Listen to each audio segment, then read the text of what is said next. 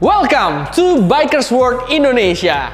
Kali ini kita lagi kedatangan sebuah motor yang sangat spesial, yaitu pertama kalinya di dunia ada motor yang menggunakan teknologi radar. Pengen tahu motornya apa? Let's check this out.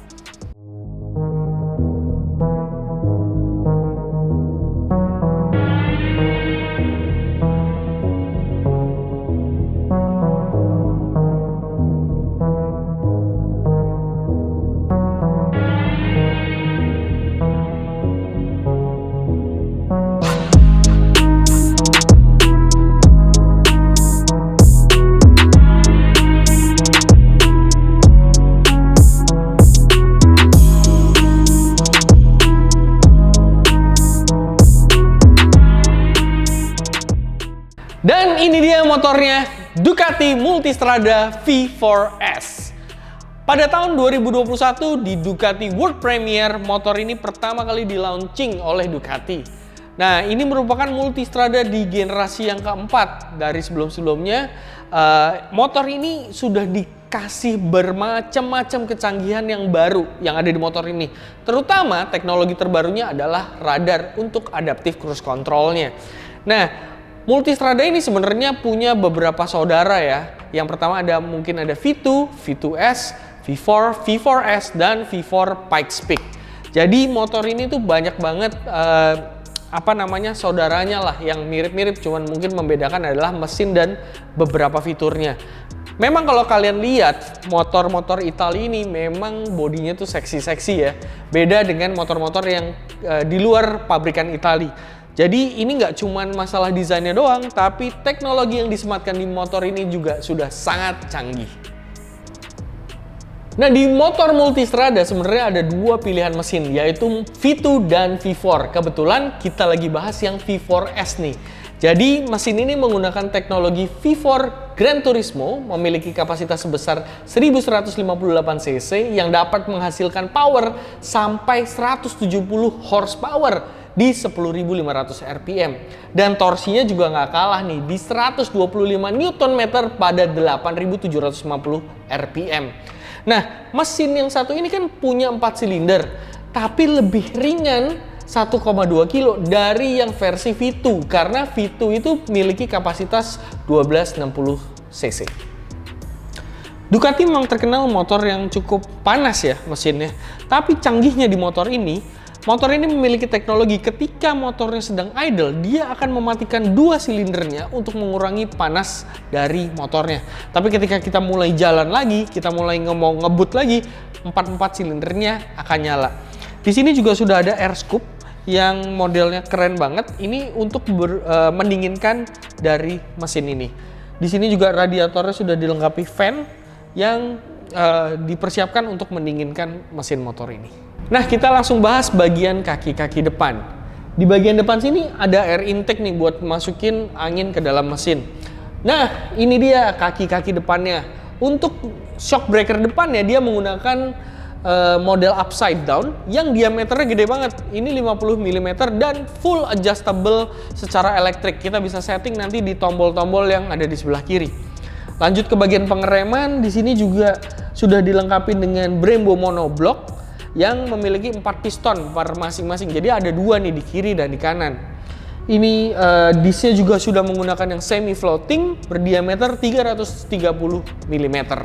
Nah, peleknya juga udah menggunakan tipe jari-jari, dan ban yang digunakan memiliki ukuran 120 per 70 ring 19.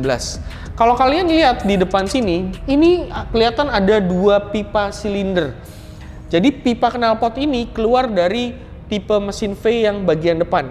Karena mesin ini bentuknya V, ada 2 silinder di bagian depan dan 2 lagi di silinder bagian belakang. Yuk kita lihat sekalian, kita bahas kaki-kaki bagian belakang. Lanjut ke bagian kaki belakang. Nah, di sini kelihatan dulu, yang pertama kali kelihatan adalah knalpotnya. Knalpotnya cukup panjang tapi bentuknya cukup pipih nih. Jadi sangat sporty dan tidak mengganggu ketika kita pasangin box di sebelah kanan. Karena di Eropa masih menggunakan peraturan Euro 5, jadi di bagian bawah sini ada yang namanya catalytic converter yang cukup besar. Jadi secara standarnya memang motor ini juga nggak berisik. Nah, lanjut ke bagian swing arm juga sudah menggunakan full aluminium. Lanjut ke bagian pengereman, di sini juga ada Brembo 2 piston. Disc brake-nya juga berukuran 265 mm dan ada sensor untuk cornering ABS nih di bagian belakang. Untuk pelek dia sama seperti di depan, pakai yang jari-jari juga. Dan ukuran bannya adalah 170/60 ring 17, jadi memang lebih kecil ya. Nah, untuk suspensi di bagian belakang ini juga udah full electric adjustable, sama seperti yang di depan. Karena ada beberapa riding mode dan suspension preload yang kita bisa setting nanti dari menu yang ada di monitor. Kelihatan banget kalau motor ini gayanya adalah adventure sport. Kelihatan banget dari modelnya yang sangat sporty, tapi juga masih punya kapabilitas untuk nyimpen barang.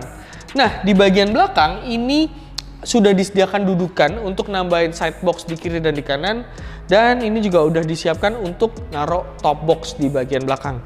Nah, joknya ini two piece di bagian depan dan bagian passenger.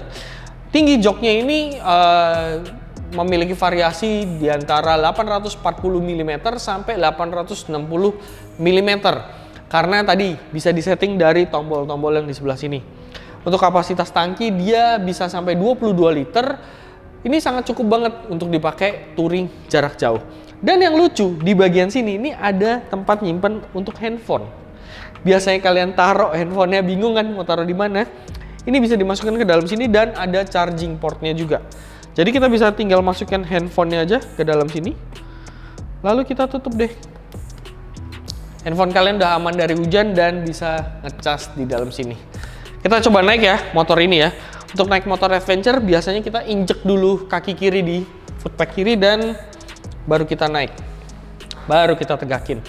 Nah, motor ini tingginya cukup tinggi juga. Untuk mungkin buat gua yang tingginya 168 cm, satu kaki di sebelah kiri naik dan ini kira-kira posisi di kaki sebelah kanannya. Tapi motor ini tergolongnya masih cukup enteng karena beratnya cuma 240 kiloan.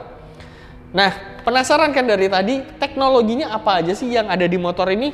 Yuk kita langsung bahas di instrumen clusternya.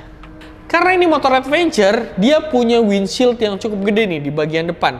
Masih modelnya clear, jadi kita masih gampang untuk ngelihatnya. Dan ketika kita lagi riding, kita bisa ubah-ubah posisinya nih. Cuman dengan satu tangan. Jadi tangan yang satu tetap bisa digas dan kita bisa turunin lagi cuman dengan satu tangan. Nah, ini dia anak kuncinya. Motor ini udah keyless. Jadi tinggal dikantongin aja kuncinya.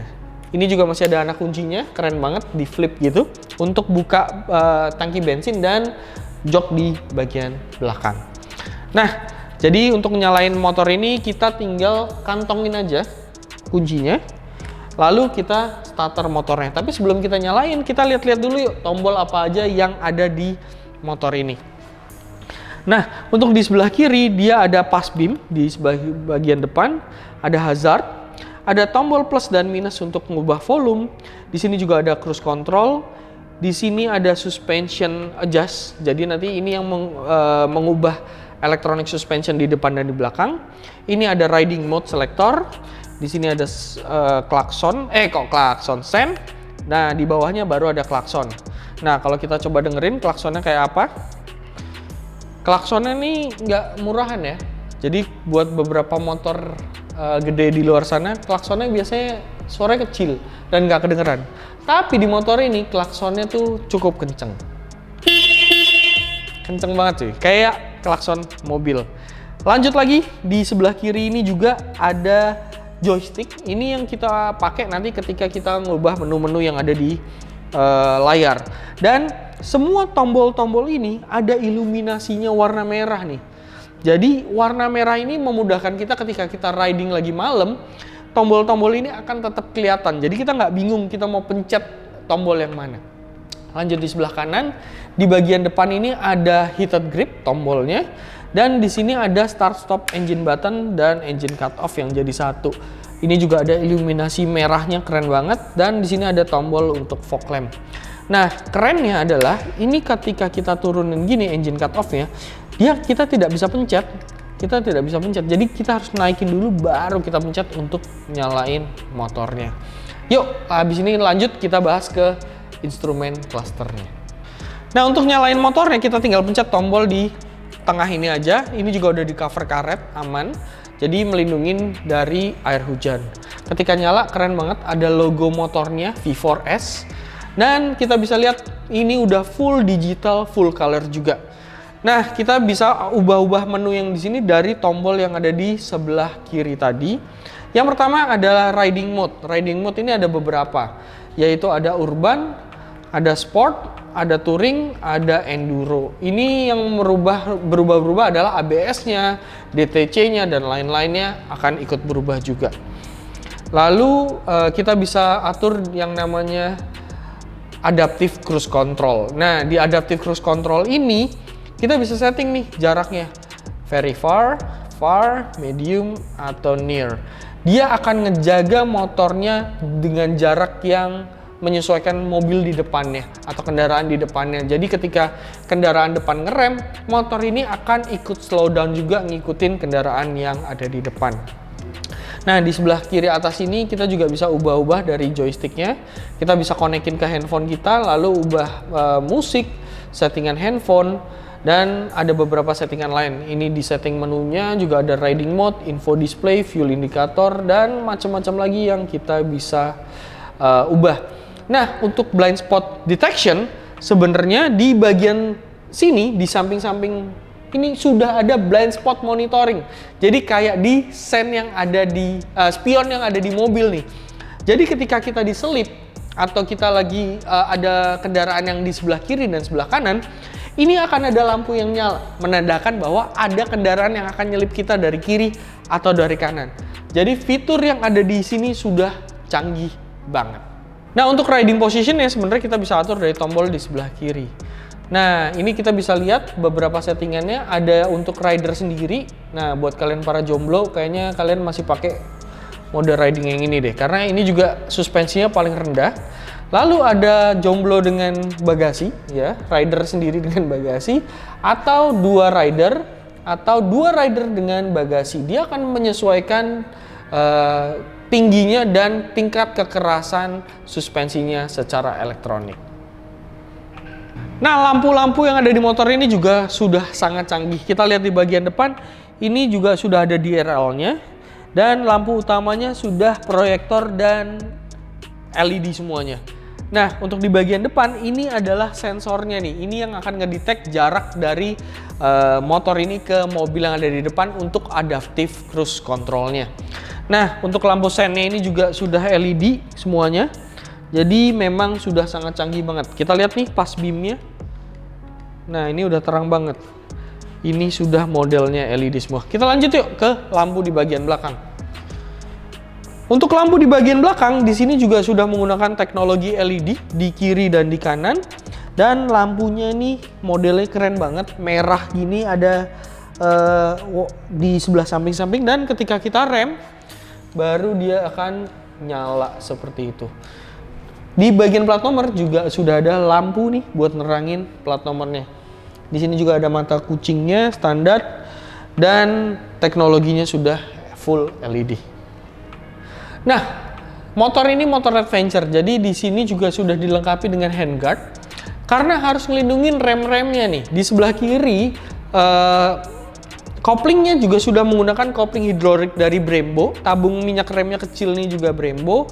Di sebelah kanan juga menggunakan Brembo. Nah, penasaran kan kalian suara dari motor ini kayak apa? Kita coba nyalain ya. Nah, ini kebetulan kita masih pakai knalpot standarnya. Ini suara dari Ducati V4.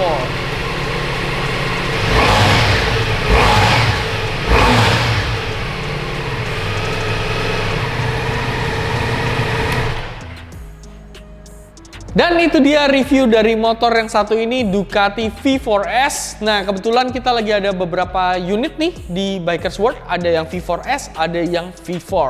Jadi langsung mampir aja ke showroom kita di Moto Village Kemang. Langsung lihat ke sini, mungkin cobain dulu, ngeliat-liat dulu.